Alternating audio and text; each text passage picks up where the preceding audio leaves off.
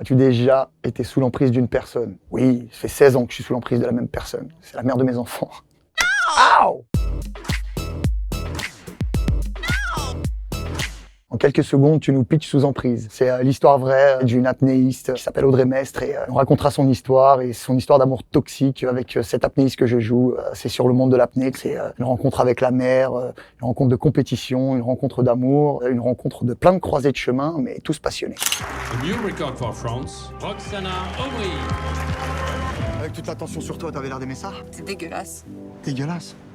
J'ai 25 records du monde. J'ai tout construit tout seul. C'est moi le champion. Tu t'es dit quoi quand on t'a proposé de jouer le rôle de Pascal? Je me suis dit c'est mortel, on pense que j'ai une tête de Pascal.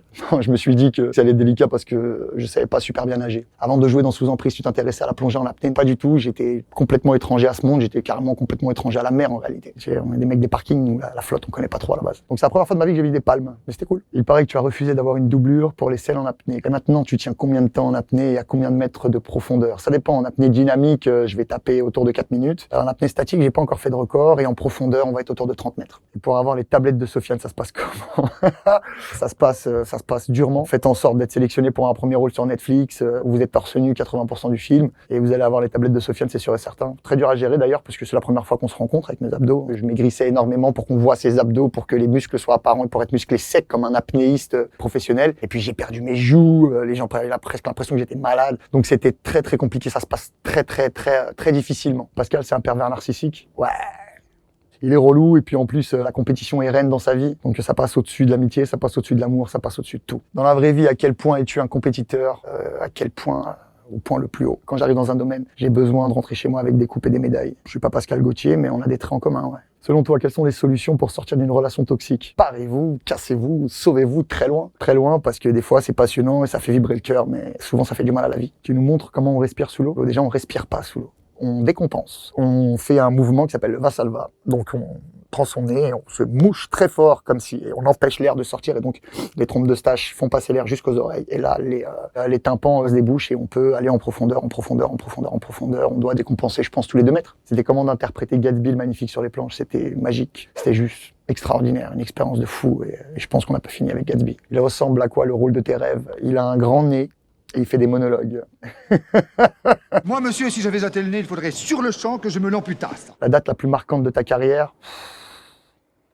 Je vais dire janvier 2017, la date de sortie de l'album Je suis passé chez So, c'est là que tout change vraiment. Tu nous rappes un extrait d'Attrape-moi si tu peux, s'il te plaît. J'arrive en black bloc, trimar, on fait pas de log, stream, on avalera le clic, je les allume à 4 glock, rare, bat, motherfuck, nique la rue, parle pas de Zach, tout le monde suce, ouais, Kazakh noir, Matt, Bruce Wayne, wouh! Fianzo. Il paraît qu'on te surnomme la direction. Ah ouais, c'est le titre de mon dernier album. Ouais, la direction, c'est un peu sur mon côté business dans la musique, de producteur, d'éditeur, et mes relations et mon relationnel dans la musique. Mais bon, c'est un sobriquet. Le mode nuit sur ton téléphone, c'est un indispensable. C'est devenu un indispensable, ouais. J'étais toujours raccordé au téléphone à sauter sur la moindre urgence, sur la moindre news, sur le moindre truc. Et finalement, je me rends compte qu'en regardant mon téléphone 3-4 fois dans la journée, bon, le monde continue à tourner. C'est quoi le secret pour réussir comme Sofiane? Ne réussissez pas comme Sofiane. Sofiane ne dort pas. Sofiane n'a pas de vie. Sofiane a dormi 3 heures cette nuit. Sofiane se fait beaucoup de mal. Donc, je sais pas ce que c'est réussir. C'est vrai que quand t'es médiatisé, on a l'impression que t'as réussi. C'est réussir vos vies de famille. Essayer de faire en sorte de vous réveiller en bon état le matin et de vous coucher en bon état le soir. Ça suffira, ça sert à rien de regarder Sofiane, il est relou. C'est quoi la plus grande force de Sofiane? Son entourage, son socle familial, ses gamins. Ce qui est ma plus grande force, c'est ceux dont j'ai envie de protéger les rêves et que j'ai envie de rendre fiers. Fianso ou Sofiane, les deux sont super importants, l'un ne va pas sans l'autre. Merci, vous êtes au top. Salut!